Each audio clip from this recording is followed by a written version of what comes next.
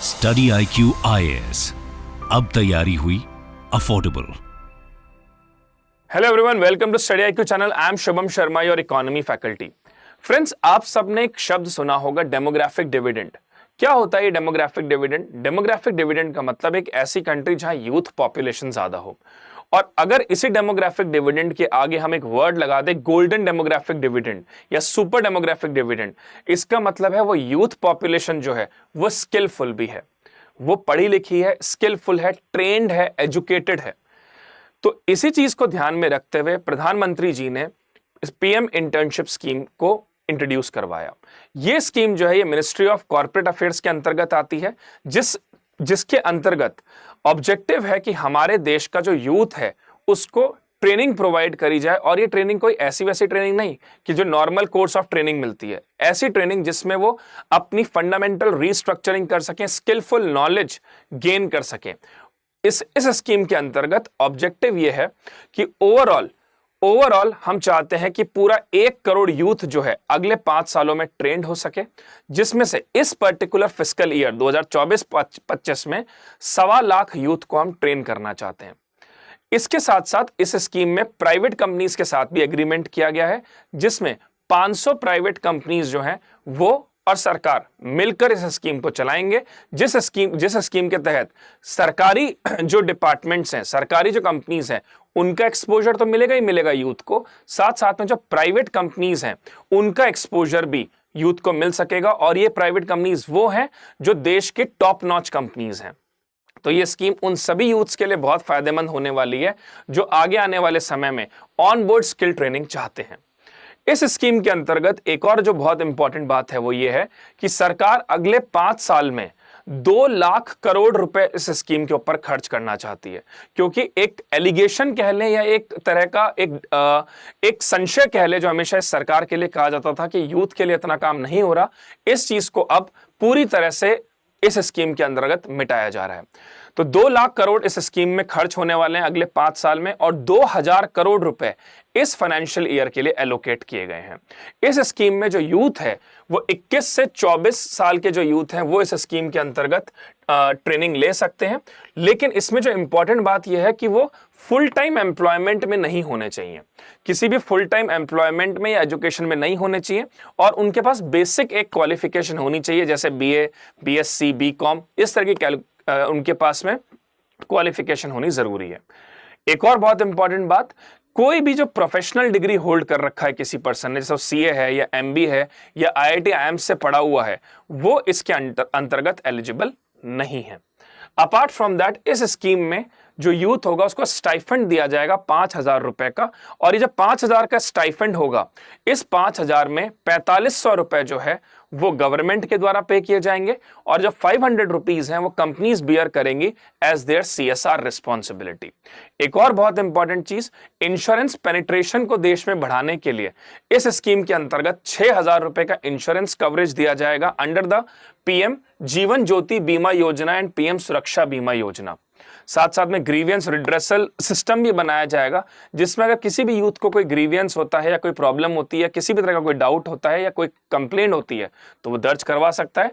एक बात और, इस स्कीम में वही व्यक्ति कवर होगा जिसकी फैमिली इनकम 8 लाख से कम हो और उसकी फैमिली में उसकी फैमिली के लोग किसी गवर्नमेंट एम्प्लॉयमेंट में नहीं होने चाहिए। ये तो एक बेसिक हमने फीचर समझ लिए। तो प्रीलिम्स का क्वेश्चन तो डायरेक्टली कुछ ऐसा आ सकता है जो इन पर्टिकुलर फैक्ट्स में से पूछ सकते हैं। मेंस का क्वेश्चन जो है उसमें हम जानेंगे इस स्कीम के बेनिफिट्स क्या क्या हैं। पहला है practical exposure to government operation. देखिए, कोई व्यक्ति जब तक गवर्नमेंट ऑर्गेनाइजेशन में एज एन एम्प्लॉयमेंट हासिल नहीं कर लेता, तब तक उसको समझ में नहीं आता कि गवर्नमेंट मशीनरी काम कैसे करती है। चाहे वो एज एन IAS ऑफिसर बनकर करे, चाहे वो स्टेट ऑफिसर बनकर करे, या लोकल ऑफिसर बनकर अगर वो पर्टिकुलर गवर्नमेंट जॉब पाता है, तभी उसको समझ में आता है कि गवर्नमेंट ऑपरेशन कैसे करती है। लेकिन इस स्कीम के अंतर्गत अगर एक बार व्यक्ति सेटअप सिस्टम के अंदर चला जाता है तो उसे यह समझ में आने लग जाएगा गवर्नमेंट का ऑपरेशन क्या है, गवर्नमेंट किस तरह से काम करती है, और इस एक्सपीरियंस को वो आगे जाकर जब वो अगर कोई कॉम्पिटिटिव एग्जाम देता है और क्वालिफाई करता है तो उसको इसमें एक्सपीरियंस के तौर पे बहुत मदद मिल सकती है। तो एक तो प्रैक्टिकल एक्सपोजर हो जाएगा उसको गवर्नमेंट ऑपरेशन का, दूसरा उसकी स्ट्रॉन्ग नेटवर्किंग क्रिएट होगी, क्योंकि आपको पता है गवर्नमेंट डिपार्टमेंट्स में यूजुअली जो लोग होते हैं उनकी अच्छी एक जान पहचान होती है, उनका एक अच्छा सिस्टम होता है, एक अच्छी ग्रुपिंग होती है, एक उनका एक वेल कोऑर्डिनेटेड बिहेवियर होता है। तो उसमें अगर उस व्यक्ति को एक एंट्री मिल जाती है तो उसका एक स्ट्रॉन्ग नेटवर्क क्रिएट हो सकता है जो आगे जाके उसकी एम्प्लॉयमेंट अपॉर्चुनिटीज को और बेहतर कर देगा।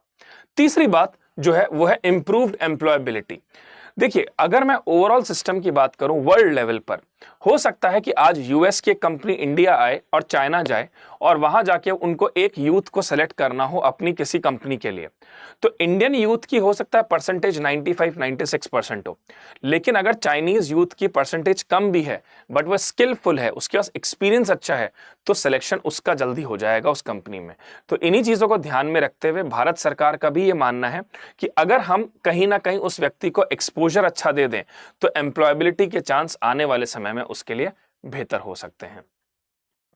Then apart from that, contributing to national project, जो नेशनल प्रोजेक्ट्स हैं, सरकार के जितने भी प्लान्ड प्रोजेक्ट्स हैं जहां पे सरकार कैपिटल एक्सपेंडिचर करना चाहती है, जहां पे सरकार लॉन्ग टर्म विजन होल्ड करती है, वहां पर अगर इस तरह का ट्रेंड यूथ क्रिएट बनता है एक, और कहीं ना कहीं वो कंट्रीब्यूट करता है सरकार के ओवरऑल सर्विसेज में या प्रोडक्शन में, तो इससे नेशन डेवलप होगा और इससे कहीं ना कहीं हमारी ओवरऑल जो जीडीपी ग्रोथ है वो भी बेहतर हो सकती है। साथ साथ में ह्यूमन डेवलपमेंट इंडेक्स में भी भारत की रैंक इंप्रूव होगी, क्योंकि व्यक्ति के पास स्टैंडर्ड ऑफ लिविंग उसकी बेहतर होगी, साथ साथ में उसका ओवरऑल जो पर्सपेक्टिव है हेल्थ और एजुकेशन के प्रति वो भी बेहतर हो सकता है।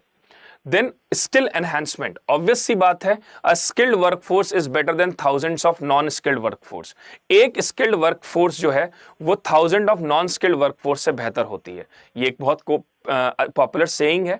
तो जितना स्ट्रॉन्ग स्किल एनहांसमेंट होगा, जितना स्ट्रॉन्ग स्किलफुल वर्कर होगा, जितना कॉम्पिटेंट और कमिटेड वर्कफोर्स होगी, उससे कहीं ना कहीं हम एक ऐसा सिस्टम बना देंगे, हम एक ऐसी इकोनॉमी क्रिएट कर देंगे जिसमें हमारा जो यूथ है, पहली बात तो वो डायरेक्शनलेस नहीं रहेगा, और दूसरी बात ओवरऑल इकोनॉमी के लिए, ओवरऑल इकोनॉमिक सिस्टम में वो अपना कंट्रीब्यूशन बेहतर कर सकेगा। इसके बाद understanding public policy and governance, that's the same thing. Public policy governance mechanism एक कहीं ना कहीं ट्रांसपेरेंट वे से उससे समझ में आने लगेगी, सरकार कैसे नीतियां बनाती है, गवर्नेंस इशू कैसे होते हैं, सुशासन कैसा लाया जाता है, गुड गवर्नेंस मैकेनिज्म कैसे वर्क करते हैं। He'll get all information through it only. Then enhance knowledge of specific sector. अब आप एक चीज देखिए, ये 500 कंपनीज जो हैं ये अलग अलग डोमेन की है, अलग अलग सेक्टर्स की है। अब अगर किसी व्यक्ति को एक्सपोजर अलग अलग कंपनीज में मिलेगा तो वो बेहतर इक्विप हो जाएगा according to his own interest. हो सकता है उसे इंफ्रास्ट्रक्चर सेक्टर बेहतर लगे, हो सकता है उसे कमर्शियल सेक्टर बेहतर लगे, हो सकता है उसे जो ह्यूमन रिसोर्स सेक्टर है वो बेहतर लगे, फाइनेंस बेहतर लगे।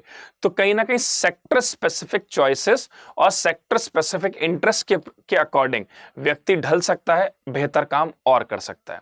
And lastly recognition and certification. Obvious सी बात है, जब आपके पास गवर्नमेंट सर्टिफिकेशन होगा किसी अच्छी कंपनी का या किसी टॉप नॉच प्राइवेट कंपनी का सर्टिफिकेशन होगा, तो आपको अच्छे आगे जाके अच्छी अपॉर्चुनिटीज मिल सकती हैं, पॉपुलर रिकॉग्निशन मिल सकता है, और आगे जाके आपका जो करियर है वो एक प्रॉपर शेप ले सकता है, जिसमें आपका फ्यूचर जो है वो और सिक्योर और बेहतर और ग्रोइंग हो सकता है।